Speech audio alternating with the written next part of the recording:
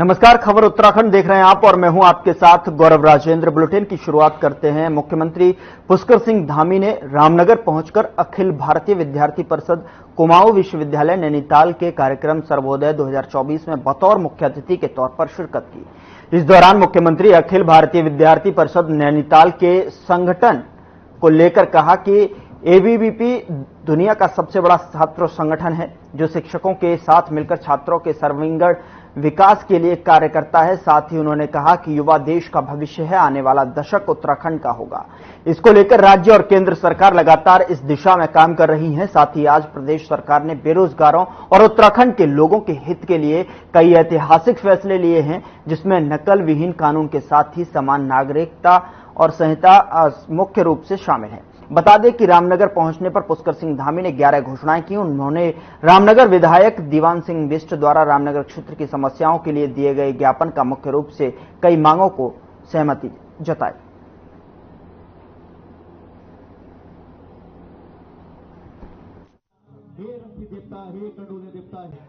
छात्रों और शिक्षकों के बीच दोनों के मिलकर, दोनों के समन्वय से छात्रों के सर्वांगीण विकास के लिए काम करता है।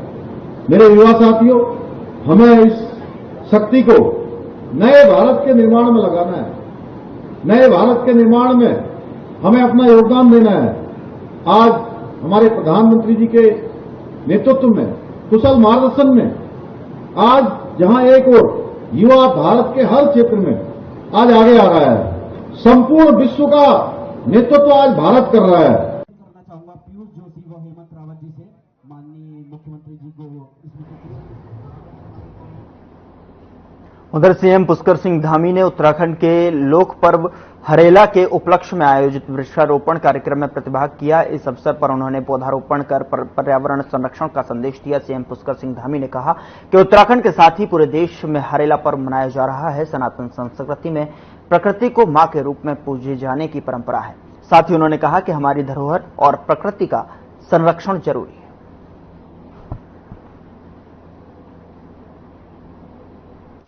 अब मैं माननीय मुख्यमंत्री जी से निवेदन करता हूं। ये हरेला पर्व देखिए प्रकृति संरक्षण का और प्रकृति पूजन का पर्व है और इस पर्व पर हम पूरे राज्य के अंदर वृक्षारोपण पौधारोपण का कार्यक्रम बड़े स्तर पर कर रहे हैं, जो पूरे महीने भर चलेगा। और आदरणीय प्रधानमंत्री जी ने जो विश्व पर्यावरण दिवस के दिन पूरे देशवासियों से आह्वान किया है, एक पेड़ मां के नाम, उस कार्यक्रम को भी हम तेजी से बढ़ा रहे हैं। करोड़ों पेड़ लगाने का हमारा लक्ष्य है, हम उस दिशा में आगे बढ़ रहे हैं। आज धर्मपुर क्षेत्र विधानसभा क्षेत्र में हरेला का एक कार्यक्रम किया गया है। निश्चित रूप से इस कार्यक्रम के माध्यम से पूरे शहर के अंदर वृहद रूप से वृक्षारोपण किया जाएगा।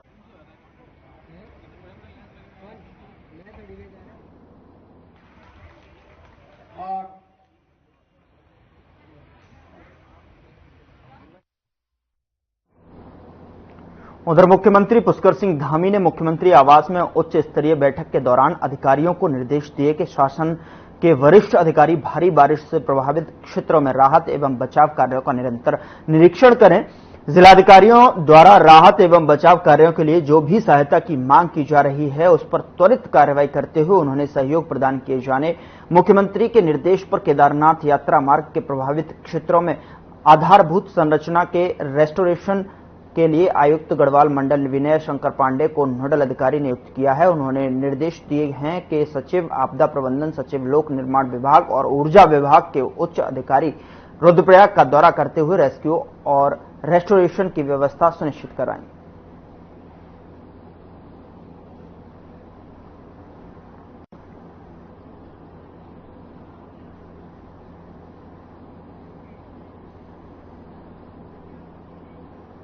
अगली खबर का रुख करते हैं। मुख्यमंत्री पुष्कर सिंह धामी ने केंद्रीय सड़क परिवहन और राजमार्ग मंत्री नितिन गडकरी से प्रदेश की क्षतिग्रस्त सड़कों के पुनर्निर्माण में सहयोग का अनुरोध किया। सीएम ने केंद्रीय मंत्री नितिन गडकरी से फोन पर बात की और प्रदेश में अतिवृष्टि से क्षतिग्रस्त सड़कों की जानकारी दी। उन्होंने क्षतिग्रस्त सड़कों को पुनर्निर्माण का अनुरोध किया है।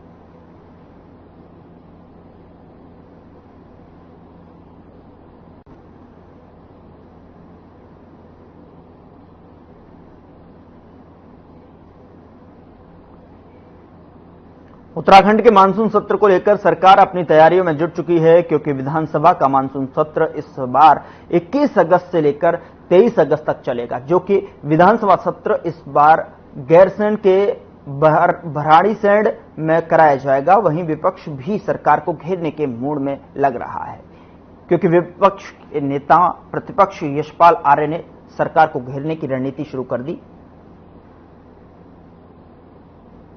तो वहीं आपको बता दें कि यशपाल आर्य का कहना है कि यह प्रक्रिया है और सरकार की बाध्यता है कि सरकार को मानसून सत्र भराड़ीसैंण में ही कराना होगा। हमारी मांग है कि सरकार अवधि को बढ़ाए, क्योंकि 3 दिन में विपक्ष के प्रश्नों का जवाब सरकार नहीं दे पाएगी।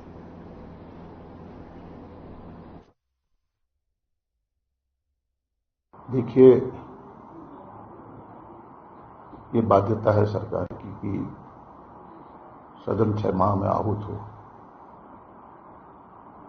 और एक औपचारिकता है, रस्म अदायगी भर है।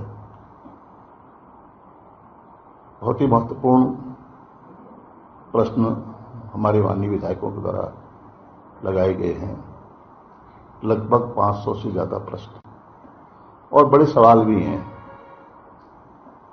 आपदा ही बहुत बड़ा मुद्दा है।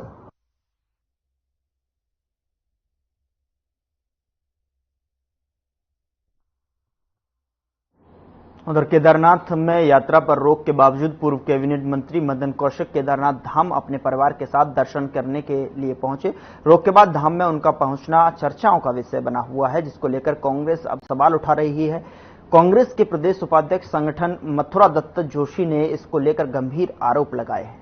रोक के बावजूद दर्शन करने केदारनाथ पहुंचे पूर्व कैबिनेट मंत्री शिवरात्रि के मौके पर पूर्व कैबिनेट मंत्री मदन कौशिक ने अपने परिवार के साथ केदारनाथ के किए दर्शन। उन्होंने बकायदा सोशल मीडिया पर इसकी पोस्ट भी शेयर की।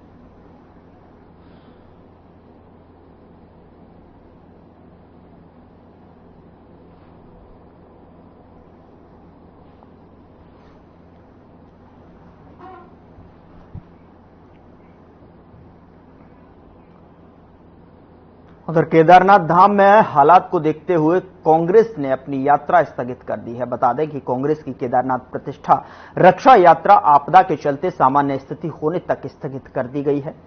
राहुल गांधी के दिशा निर्देश पर प्रदेश कांग्रेस कमेटी के अध्यक्ष करण माहरा ने यात्रा स्थगित करने का ऐलान किया। बता दें कि यात्रा सीतापुर तक पहुंच गई थी और सीतापुर से आगे रवाना होनी थी। वहीं कांग्रेस प्रदेश उपाध्यक्ष सूर्यकांत धस्माना ने इसकी पुष्टि की है। सामान्य स्थिति होने तक के बाद कांग्रेस फिर से सीतापुर से आगे की यात्रा शुरू करेगी। साथ ही पूर्व सीएम हरीश रावत ने सोनप्रयाग में आपदा से हुए नुकसान को देखते हुए यात्रा में आगे जाने का कार्यक्रम पहले ही स्थगित कर दिया है।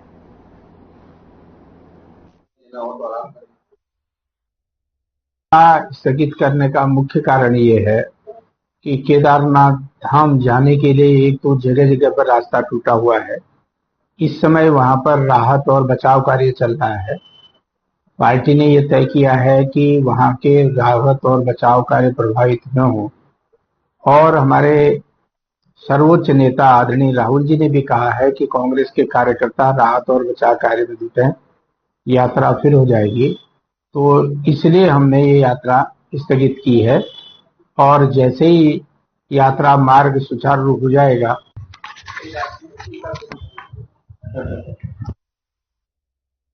बुखार आ रहा है।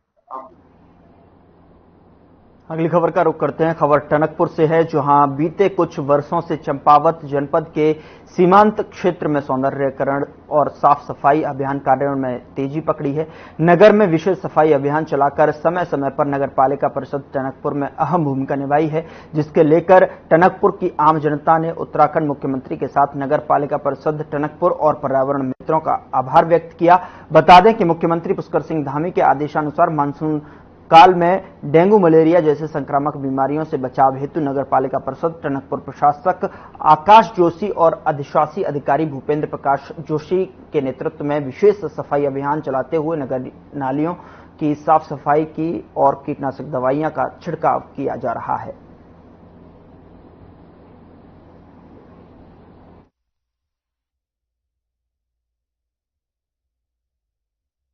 मैं बहुत सहृदयी दिल से आभार व्यक्त करता हूं हमारे जिला चंपावत जिला के विधायक और उत्तराखंड मुख्यमंत्री के सफल प्रयासों द्वारा चंपावत जिला एक मॉडल जिला बनने जा रहा है। इसी क्रम में टनकपुर नगर पालिका परिषद के जो ईओ साहब भूपेंद्र जोशी जी हैं, इन्होंने इसमें कई अच्छी भूमिका निभाई है और प्रकाश जोशी जी, भूपेंद्र प्रकाश जोशी जी ने कई अच्छी भूमिका निभाई है और अन्य अधिकारियों के साथ उन्होंने मिलकर के नेतृत्व में सौंदर्यीकरण को बहुत तेजी से विकास किया है। जैसे हर वार्ड में इंटरलॉक टाइल्स लगवाई, नाली साफ सफाई करवाना, कीटनाशक दवाई छिड़काव कराना, इवन अगर कोई आपदा भी आई है तो उस वक्त में मौजूदा पब्लिक के सामने मौजूद रहना। जैसा कि इस समय देखा जा रहा है, उत्तराखंड के मुख्यमंत्री पुष्कर सिंह धामी जी, उन्होंने शहर की इतना अच्छा व्यवस्थित कर रखा है, इतना सौंदर्यीकरण कर दिया है, पार्कों में नाली निर्माण और टाइल्सें और जगह जगह बैठने के लोगों के लिए सीट लगवा दी गई हैं। उन्होंने बहुत कुछ करा है। इसके साथ ही जो टनकपुर की हमारी नगर पालिका है, उसमें जितने भी कर्मचारीगण हैं और अधिशासी अधिकारी जी हैं, जितने लोग हैं, उनका सबका मैं आभार व्यक्त करता हूं। उन्होंने इस काम में बहुत अच्छा करा है।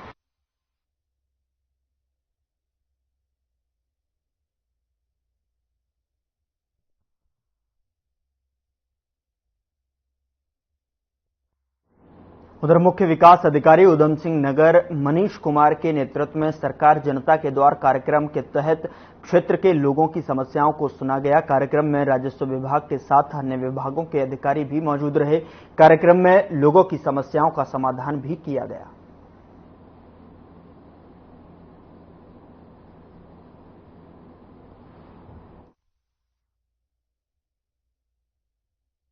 देखिए, जैसा आप लोगों को पता है कि माननीय मुख्यमंत्री जी द्वारा ये लगातार निर्देश दिए गए हैं और जिसका क्रियान्वयन हमारे जिलाधिकारी महोदय के स्तर से हो रहा है कि जितने भी समस्त उच्च अधिकारी हैं जनपद के, वो फील्ड में जाएंगे और जो जनता की समस्या है उनको ग्राम स्तर पे, फील्ड स्तर पे ही समझ के उनका निस्तारण और निराकरण किया जाना है। उसी क्रम में आज हम लोगों ने ग्राम मिलाप में, जो कि जसपुर का गाँव है विकासखंड का, वहाँ पे हमने जनता का द्वार आज रखा हुआ है। इसमें हमारे सारे विभागीय अधिकारी जो हैं, बिजली, पानी, सड़क, ये विभाग जो हैं यहाँ पे उपस्थित हैं।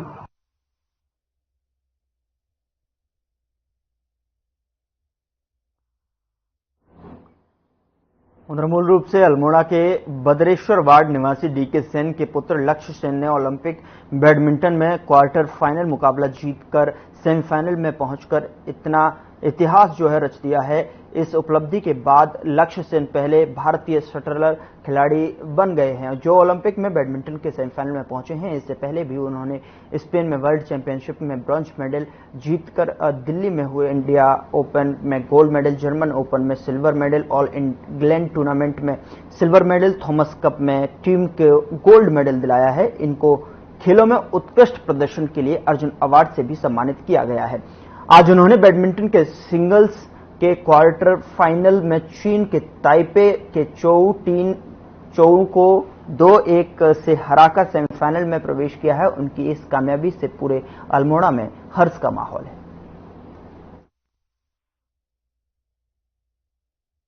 जैसा कि मैं आपको बताना चाहूंगा कि लक्ष्य सेन जो है कि बदेश्वर वार्ड में ही निवास करते हैं।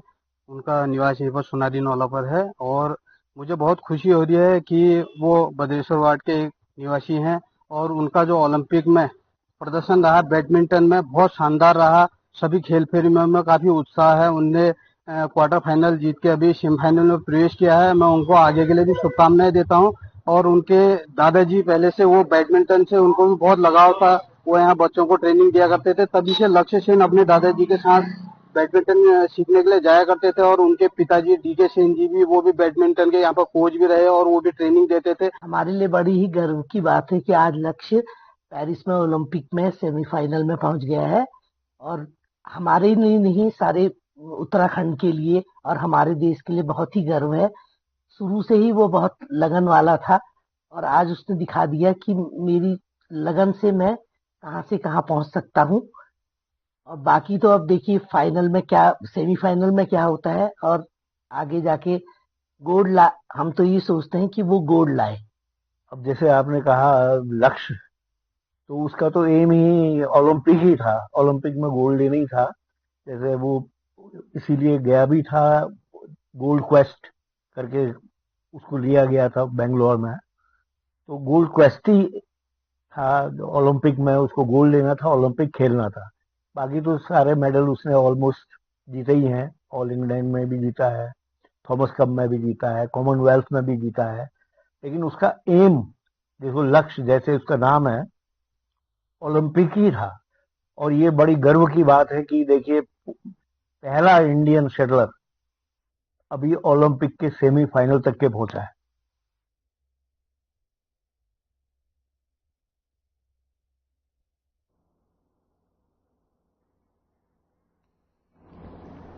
बरसात के बाद दूसरे चरण की शुरू होने जा रही चारधाम यात्रा, जिसको लेकर गढ़वाल कमिश्नर विनय शंकर पांडे ने ऋषिकेश में बैठक की, जिसमें चारधाम यात्रा से जुड़ी तमाम संस्थाओं के प्रतिनिधि शामिल हुए। बैठक में चार धाम यात्रा को सुरक्षित और व्यवस्थित तरीके से संपन्न कराने को लेकर चर्चा हुई। बैठक में वीआईपी दर्शन पर रोक लगाने और बद्रीनाथ में टोकन व्यवस्था को सुधारने का मुद्दा रखा गया। इसके अलावा जगह जगह ध्वस्त हुई सड़कों को दुरुस्त करने की बात की गई। बैठक में जो सुझाव सामने आए उन पर जल्द कार्रवाई का आश्वासन गढ़वाल कमिश्नर ने दिया है।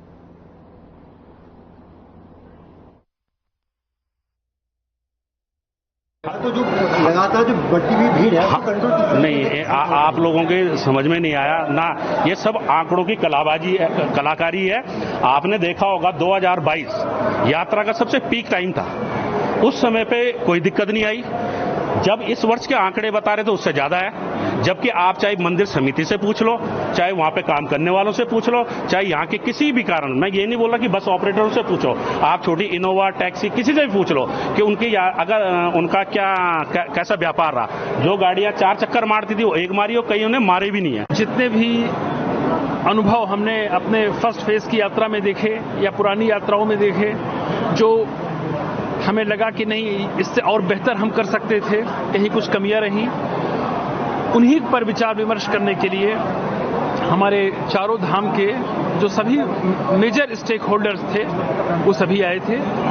हम लोगों का लगभग 2 घंटे डिस्कशन हुआ और सभी ने बहुत ही खुलकर, खुले हृदय से अपनी बातें रखी।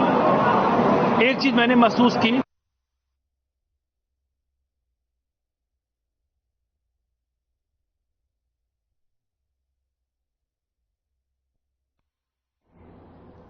वक्त छोटे से ब्रेक का है, फौरन हाजिर होते हैं।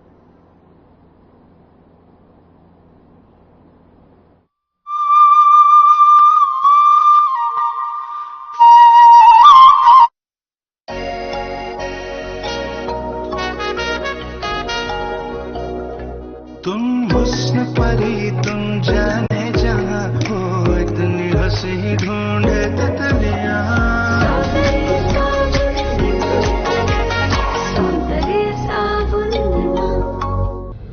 हम हरियाणवी अब हर घर नल से शुद्ध जल पाते हैं। हमारा हरियाणा, नॉन स्टॉप हरियाणा। हे मॉम, हे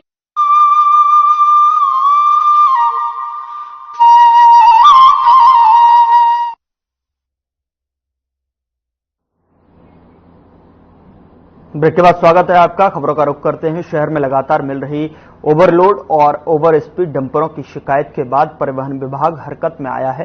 विभाग 5 से 7 अगस्त तक यातायात नियमों का उल्लंघन करने वाले डंपरों पर कार्रवाई करेगा। इसके लिए एआरटीओ विमल पांडे ने 5 टीमें गठित कर अपनी तैयारियां पूरी कर ली हैं। आज जब एआरटीओ विमल पांडे से बात की गई तो उन्होंने बताया कि बीते दिनों जसपुर विधायक आदेश चौहान ओवरलोड व ओवर स्पीड डंपरों से हो रहे सड़क हादसों की शिकायत लेकर मिले थे। इस दौरान उन्होंने डंपरों के खिलाफ कार्रवाई करने की मांग की थी। शिकायत के बाद परिवहन विभाग ने अभियान चलाने का निर्णय लिया है।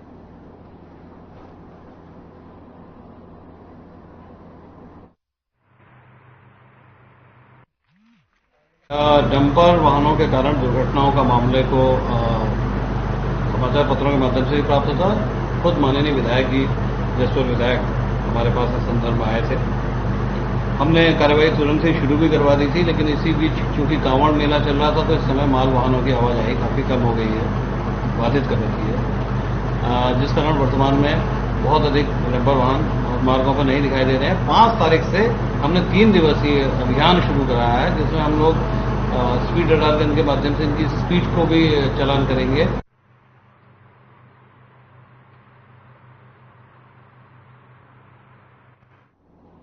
उधर उधम सिंह नगर की जसपुर के सामुदायिक स्वास्थ्य केंद्र में मुख्य विकास अधिकारी मनीष कुमार ने जसपुर चिकित्सालय का निरीक्षण किया। इस दौरान उन्होंने सामुदायिक स्वास्थ्य केंद्र में चिकित्सालय प्रबंधन समिति की बैठक की। बैठक में सर्व समिति से निर्णय लिया गया कि आगामी बैठक में नई प्रबंध समिति का गठन किया जाएगा।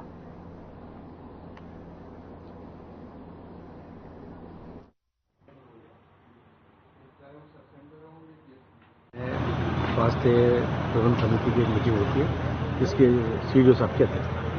उसमें मीटिंग हुआ तो इसलिए क्योंकि जो पैसा खर्च हुआ उसका लेखा जोखा देखना, लेकिन उसको जो है वो जिनको डीडी पावर है वो रख नहीं पाई। और आगे की संभावित कि हमें किस किस चीज़ों की जरूरत है, जैसे दवाइयों की जरूरत है या किसी और उपकरण की जरूरत है, डीजल पेट्रोल इनकी जरूरत है, उसके लिए रखा जाता है प्रस्ताव। तो वो संभावित है, उसके लिए हमने कह दिया उसमें तो जो उन्होंने पैसा मद नहीं रखा कि किस मद में कितना पैसा उसको रखिए, तो उसको दोबारा मीटिंग बुलाई जाएगी। यहाँ सभी लोग उपस्थित हुए हैं और जैसा दिशा निर्देश है यहाँ पे चिकित्सा प्रबंधन समिति गठित है। वहाँ पे यहाँ पर जो अस्पताल के लिए जो सुविधाएं होती हैं वो समिति के माध्यम से प्रस्तावों को एक एक करके प्रस्तुत किया जाता है और उस पर विचार करके उनका अप्रूवल या रिजेक्शन का कार्य होता है। उसी क्रम में आज सभी लोग यहाँ उपस्थित थे समिति के सदस्य और उस पर व्यापक रूप से चर्चा की गई और चर्चा करने के बाद जो यहाँ पे आवश्यकताएं हैं, चिकित्सा प्रबंधन समिति की बैठक है सैद्धांतिक रूप से हर 3 माह में जो है आयोजित की जाती है और इस आयोजन में हमारे जो मुख्य विकास अधिकारी महोदय अध्यक्ष होते हैं। तो जो चिकित्सालय की मूलभूत सुविधाएं हैं उन सुविधाओं में कोई कमी होती है या रोगियों के लिए सुविधाओं में कुछ कमी होती है या जो है चिकित्सालय के ऑपरेशन मतलब ऑपरेशनलाइज करने के लिए उसकी व्यवस्थाओं को सुदृढ़ करने के लिए। उधर डीएवी पीजी कॉलेज को भारत सरकार के विज्ञापन और प्रौद्योगिकी मंत्रालय की facilities for improvement of science and technology infrastructure परियोजना के तहत 60 लाख की स्वीकृति दी गई है। डीएवी पीजी कॉलेज के प्राचार्य सुनील कुमार ने बताया कि परियोजना के पहले साल में महाविद्यालय के 6 विज्ञान विभागों में कई आधुनिक उपकरण लगाए जाएंगे।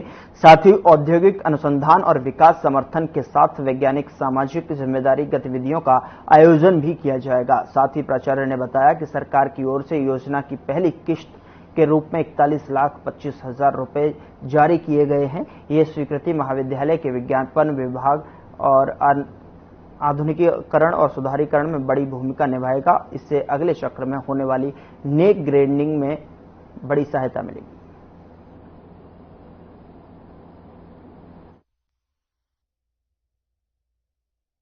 देखिए, ये केंद्र सरकार की एक योजना है, एफएसटी फिस्ट बोलते हैं इसको, जिसके तहत कॉलेजों की जो साइंस विभाग होते हैं उन विभागों में शिक्षा का और शोध का स्तर ऊंचा करने के लिए भारत सरकार सहायता देती है। इस सहायता को प्राप्त करने के लिए जो संस्था है उसका एक उत्कृष्ट रिकॉर्ड होना आवश्यक होता है, फैकल्टीज का रिकॉर्ड बेस्ट होना आवश्यक होता है। मुझे खुशी है हम भारत सरकार की इस अपेक्षा पर खरे उतरे।